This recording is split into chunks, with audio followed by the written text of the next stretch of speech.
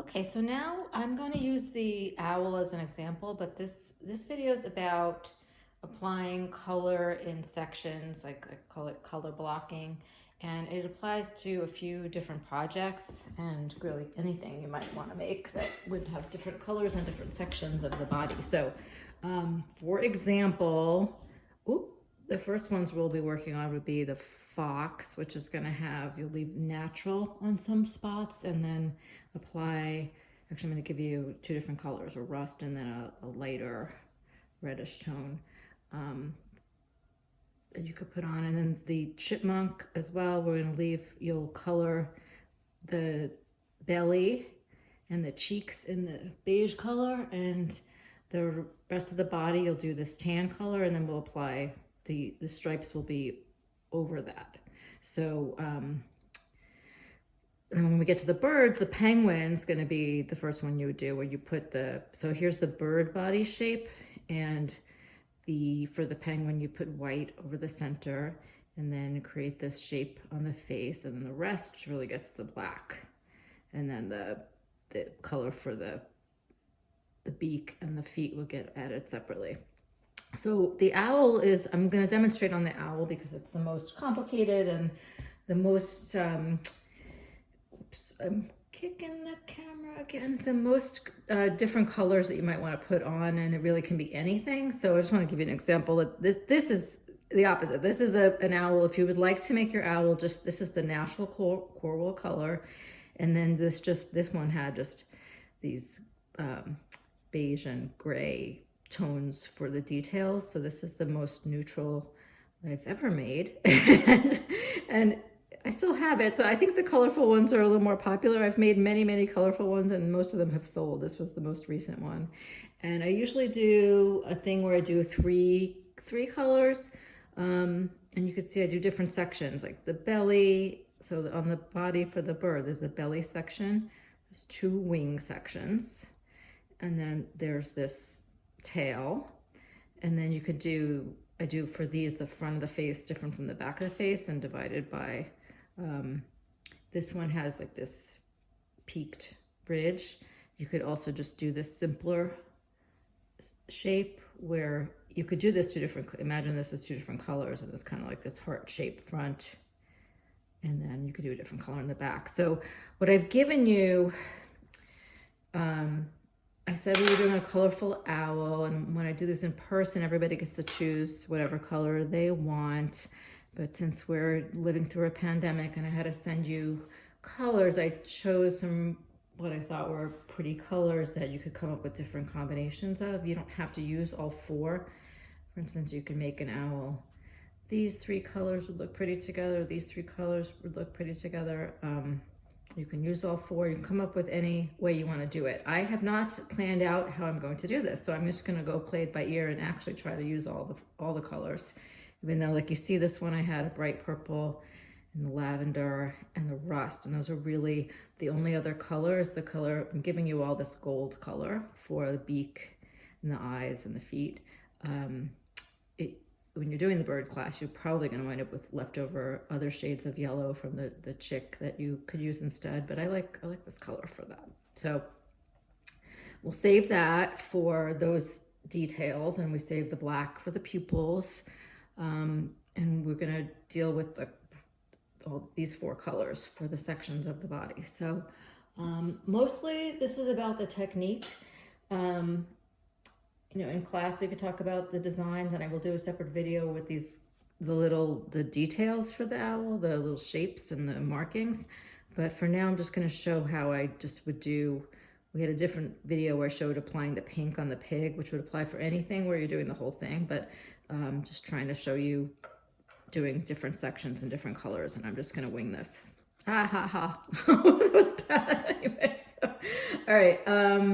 I'm going to do lavender on the front of this bird, this owl. And so it's the same thing we've been talking about in terms of the edges. So whatever color I'm applying, I angle the needle toward that new color, and that's how I get that edge to be nice and clean. So first I'm going to go along the edges of this section that I'm adding, angling in toward this, I guess you call it the bird belly or chest. And I've already done, you know, the markings, dividing the sections when I did the body shape. And then I'm gonna, so as I'm gonna lay this down and poke all over, and I could see already that I have a spot there where I need a little more. I'm just gonna take a wisp more lavender and apply it over that before I go on. I could come back, just do this whole thing and then come back later, look for spots that need more. And you might want to shade it and have one section be a little lighter than another anyway, but I'm just gonna go ahead, even though this part's gonna get covered with the bird feet, I'm gonna go ahead and cover this bottom. I'm gonna do that whole section until you see how it's divided. I'm just gonna cover this whole section with the lavender. Get a little more wool.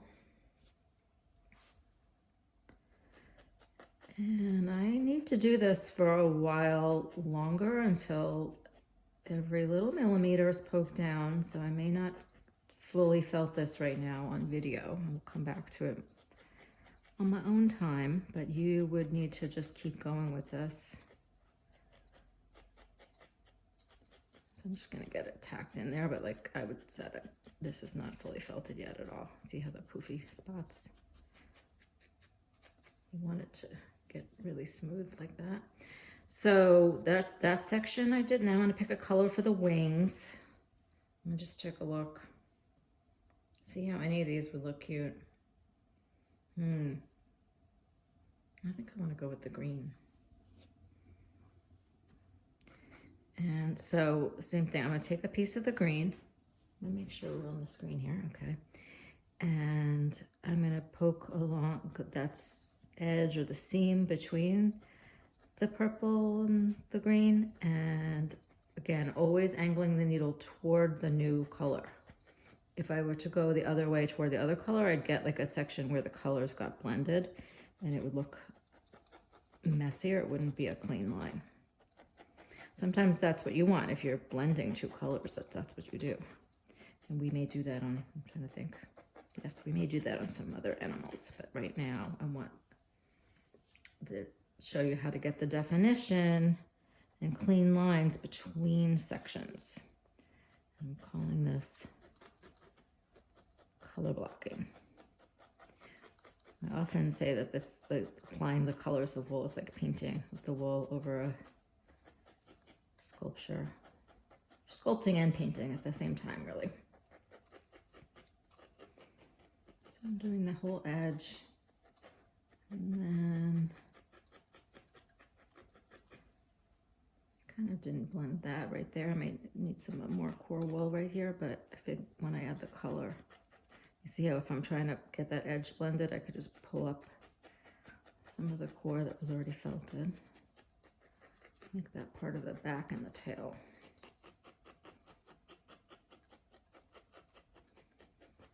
So I would be felting this for a while longer, but that gives you an idea of what you do when you have a couple different colors. And I'm going to keep going with this and add color for the front of the face, color for the back of the head, color, I'm going to do the wings symmetrical, you don't have to. And then when I get done with that, I will come back to you and we'll do a video. We have a few more videos to do.